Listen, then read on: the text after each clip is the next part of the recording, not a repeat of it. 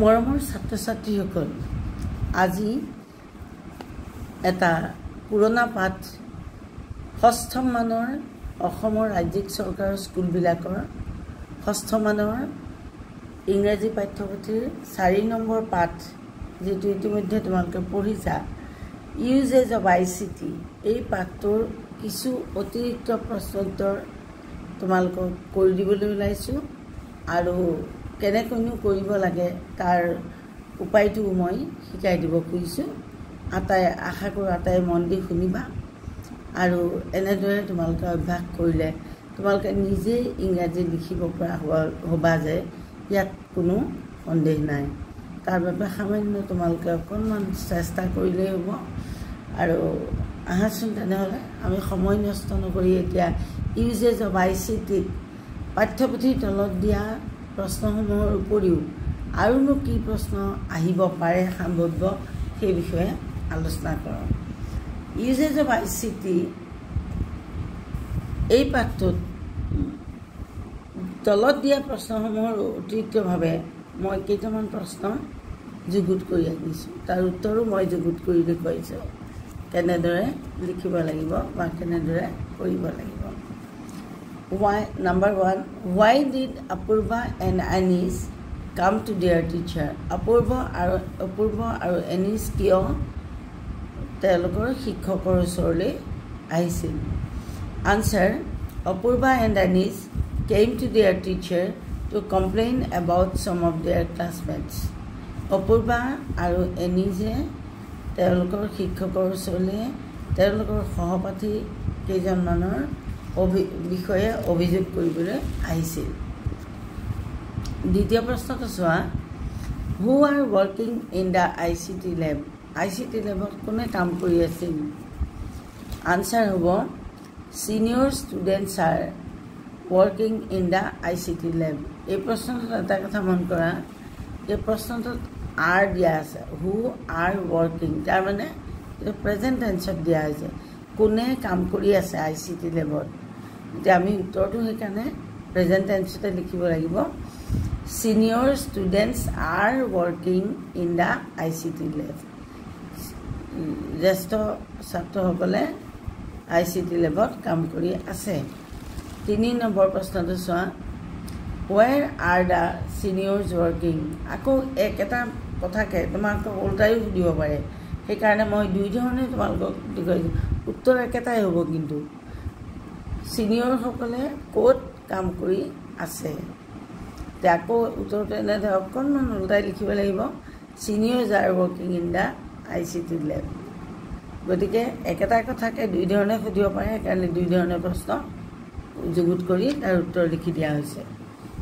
তাৰপিছত আহিলে 4 নম্বৰ প্ৰশ্নটো, what did the student see on the projection screen? Projection স্ক্ৰীণখনত ষ্টুডেণ্টবিলাকে কি দেখা পাইছিল? ডিড আছে নহয়, সেইকাৰণে এইটো পাষ্ট টেন্সত আছে। এই প্ৰশ্নটোৰ উত্তৰত আমি পাষ্ট টেন্সত লিখিম, the students so A computer, A laptop, A mobile phone and A radio' on the projection screen. ছাত্ৰসকলে প্ৰজেকশ্যন স্ক্ৰীণত কম্পিউটাৰ দেখা পাইছিল, লেপটপ এটা দেখা পাইছিল, এটা মোবাইল ফোন আৰু এটা ৰেডিঅ' দেখা পাইছিল। Question number 5, what does a computer require for searching informations? ইনফৰমেশ্যন চাৰ্চ কৰিবলৈ হ'লে বা খবৰ বাতৰি সংগ্ৰহ কৰিবৰ কাৰণে, বাতৰি মানে নিউজৰ কথা মই কোৱা নাই, বিভিন্ন তথ্য পাতি সংগ্ৰহ কৰিবৰ কাৰণে এই কম্পিউটাৰত কি দৰকাৰ হয়? উত্তৰটো হ'ব, a computer requires internet connectivity for searching informations. তথ্য অনুসন্ধান কৰিবলৈ কম্পিউটাৰটো ইণ্টাৰনেটৰ লগত সংযুক্ত হ'ব লাগিব। এতিয়া ইয়াৰ পিছৰ প্ৰশ্নখিনিলৈ আহোঁ। ইয়াৰ পিছৰ প্ৰশ্নখিনি চোৱা, 6 নম্বৰ প্ৰশ্নটো, name 2 browsers use to search for information. 2টা ব্ৰাউজাৰৰ নাম লিখা, যি 2টাৰ সহায়ত তুমি তথ্য সংগ্ৰহ কৰিব পাৰা কম্পিউটাৰৰ পৰা। Two browsers we use to search for information are Google and Yahoo. তথ্য সংগ্ৰহ কৰিবৰ কাৰণে ব্যৱহাৰ কৰা দুটা ব্ৰাউজাৰ হৈছে গুগল আৰু Yahoo. Number 2, write names of websites from which we can collect data related to English project. English project কৰিবৰ সময়ত that information collect কৰিবলৈ হ'লে data সংগ্ৰহ তথ্য সংগ্ৰহ কৰিবলৈ হ'লে আমি কোনকেইটা ৱেবছাইট ব্যৱহাৰ কৰোঁ? আনসাৰ হ'ব we can collect data from www.cambridgeenglish.org and www.oxfordonlineenglish.com. আখৰবিলাক এই ৱেবছাইটবিলাকৰ যেতিয়া আখৰ লিখা হয় সেই আখৰবিলাকৰ মাজত গেপ থাকিব নালাগে। গেপ ক'ত থাকিব লাগে দেখুৱাই দিয়া হৈছে। এনেদৰে তোমালোকে যদি কম্পিউটাৰত লিখি লৈ তাৰপিছত চাৰ্চত মাৰি দিয়া তেতিয়া বস্তু ওলাই যাব। এতিয়া আমি ইংৰাজী বিষয়ৰ তথ্য ক'ৰ পাম?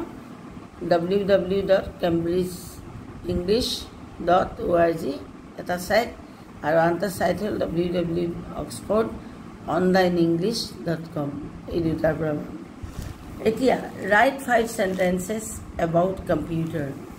কম্পিউটাৰৰ পাঠটোৰ আধাৰত তোমালোকে 5টা যদি কম্পিউটাৰ বাক্য লিখিবলৈ কম্পিউটাৰ বিষয়ে বাক্য লিখিব দিয়ে তেনেহ'লে কি কি লিখিবা?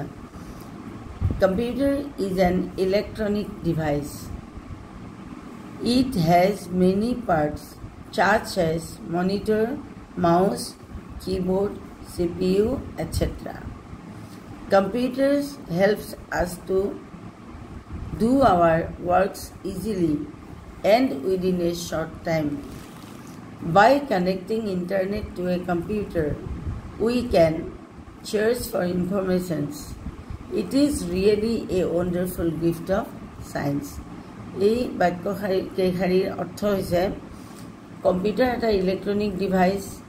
ইয়াৰ বহুতকেইটা পাৰ্ট আছে, অংশ আছে, মনিটৰ, মাউচ, কিবোৰ্ড, CPU ইত্যাদি। কম্পিউটাৰে আমাক কি কৰে? আমাৰ কামবোৰ সহজতে কৰিবলৈ দিয়ে আৰু কম সময়তে কৰিবলৈ সহায় কৰে। আৰু কম্পিউটাৰত ইণ্টাৰনেট সংযোগ কৰি আমি তথ্য সংগ্ৰহ কৰিবলৈ ব্যৱহাৰ কৰিব পাৰোঁ। কম্পিউটাৰ সঁচাকৈ বিজ্ঞানৰ এটা আচৰিত আৱিষ্কাৰ।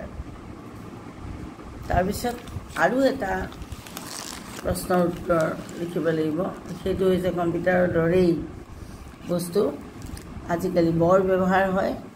Right A paragraph on mobile phone. Mobile ফোনৰ ওপৰত এটা পেৰাগ্ৰাফ লিখিবলৈ যদি দিয়ে তেনেহ'লে তোমালোকে কি লিখিবা? A mobile phone is use to make calls, send text messages, play games, listen to songs etcetera. এটা মোবাইল ফোন হৈছে মোবাইল ফোন কৰিবলৈ, বাৰ্তা দিবলৈ, খেল খেলিবলৈ, গান শুনিবলৈ ইত্যাদি বিভিন্ন কামত ব্যৱহাৰ কৰা হয়। It is very useful in modern life. ই আধুনিক জীৱনত অতি দৰকাৰী। It is an electronic device that helps us to search for information. এতিয়া ই আমাক আৰু কি কৰে? এইটো হৈছে এটা ইলেক্ট্ৰনিক ডিভাইচ। ই আমাক তথ্য সংগ্ৰহ কৰিবলৈ সহায় কৰে। Informations they plural. Mobile phones are also' used for GPS navigation. কোনোবা এখন নতুন ঠাইলৈ গৈছা, সেই ঠাইখনৰ অৱস্থিতি সম্পৰ্কে জানিবলৈ আমি এই মোবাইল ফোনত GPS-টো খুলি ল'ব পাৰোঁ আৰু GPS-এ আমাক নিৰ্দেশ দিব আৰু আমি সেইমতে গৈ সেই সঠিক ঠাইডোখৰ ওলাব পাৰোঁ। চেণ্ডিং মেইলছ, আকৌ আমি মেইলো পঠিয়াব পাৰোঁ। ইমেইল পঠিয়াওঁ যে। অনলাইন শ্বপিং, আজিকালি আমি মিন্ত্ৰা, আমাজন এইবিলাকৰ পৰা অনলাইনতে বস্তু অৰ্ডাৰ কৰি আমাৰ ঘৰত দি যায়হি, নহয় জানো? তোমালোকে চবেই এই কথা জানা। বেংকিং ট্ৰেনজেকশ্যন এটচেট্ৰা, আকৌ আমি টকা পইচাৰ লেনদেনো কৰিব পাৰোঁ। আমি লাইটৰ বিল দিব পাৰোঁ, টেলিফোনৰ বিল দিব পাৰোঁ, মোবাইল বিল দিব পাৰোঁ, বা যিকোনো কামত আমি কাৰোবালৈ টকা পইচা পঠিয়াব লাগিলে পঠিয়াব পাৰোঁ। খুব সহজতে এই কামবোৰ কৰিব পাৰোঁ। মই ভাবিছোঁ এতিয়া তোমালোকৰ এই পাঠটোত আৰু ইয়াৰ অতিৰিক্ত আহিবলগীয়া প্ৰশ্ন নাই। মই সকলোখিনি চাই এইকেইটা প্ৰশ্নহে পালোঁ। গতিকে তোমালোকে এয়া অভ্যাস কৰিবা, এনেদৰে আন পাঠবিলাকৰ পৰা প্ৰশ্ন উলিয়াই কৰিবলৈ তোমালোকে যত্ন কৰিবা। তেতিয়া তোমালোকৰ কি হ'ব, পৰীক্ষা হলত যদি কিবা কোনোবাটো প্ৰশ্নৰ উত্তৰ তোমালোকে ভালদৰে সদায় পৰাই লিখিব নাজানা, কিন্তু তোমালোকে কথাখিনি তোমালোকে জানা, তেনেকুৱা ক্ষেত্ৰত তোমালোকে কি কৰিব পাৰিবা, নিজৰ শব্দৰে ইংৰাজীত উত্তৰ লিখিব পৰা হ'বা। এইটো অত্যন্ত সহায়কাৰী কথা হ'ব। তোমালোকে যেতিয়া ডাঙৰ ক্লাছ পাবা, এই অভ্যাসটো যদি এতিয়াৰ পৰা কৰা, ডাঙৰ ক্লাছত তোমালোকে বহুত পঢ়িব লাগিব নহয়, প্ৰত্যেকটো কথা মুখস্থ কৰাটোতো সম্ভৱ নহয়, তেতিয়া এই কামটো খুব কামত আহিব। গতিকে এতিয়া এইখিনিতে আৰু এটা কথা কওঁ, পৰীক্ষাবোৰ তোমালোকৰ কিন্তু আৰু দিন কমি আহি আছে, পৰীক্ষা একেবাৰে ওচৰ পালেহি। গতিকে এইকেইটা দিন খুব ভালদৰে সকলো কথা বাদ দি পঢ়া শুনা কৰিবা, ভালকৈ লিখি পঢ়ি চাবা, বানানৰ প্ৰতি চকু দিবা। লগতে সময়ৰ নিৰ্দিষ্ট সময়ৰ ভিতৰত যাতে এখন প্ৰশ্ন কাকত পূৰা কৰিব পাৰা, তাৰ বাবে নিজৰ যিটো লিখাৰ গতি, সেই গতিটো অকণমান বঢ়াবলৈ চেষ্টা কৰিবা। এইটো গতি বঢ়াওঁতে কিন্তু তোমালোকৰ আখৰো বেয়া হ'ব নালাগিব আৰু তোমালোকৰ বানানো ভুল হ'ব নালাগিব। এই কথা মনত ৰাখিবা। ধন্যবাদ। আজিলৈ এৰিছোঁ। তেনেহ'লে আশা কৰোঁ আটাই ভিডিঅ'টো ভাল লাগিব। তোমালোকে ভাল লাগিলে নিজৰ বন্ধু বান্ধৱীৰ লগত শ্বেয়াৰ কৰিবলৈ নাপাহৰিবা আৰু কমেণ্ট লিখিবা না। তোমালোকে কমেণ্ট লিখিলে মোৰ আৰু ভাল লাগে, তেতিয়া মই তোমালোকৰ কামবোৰ কৰিবলৈ উৎসাহ পাওঁ দেই। Thank U.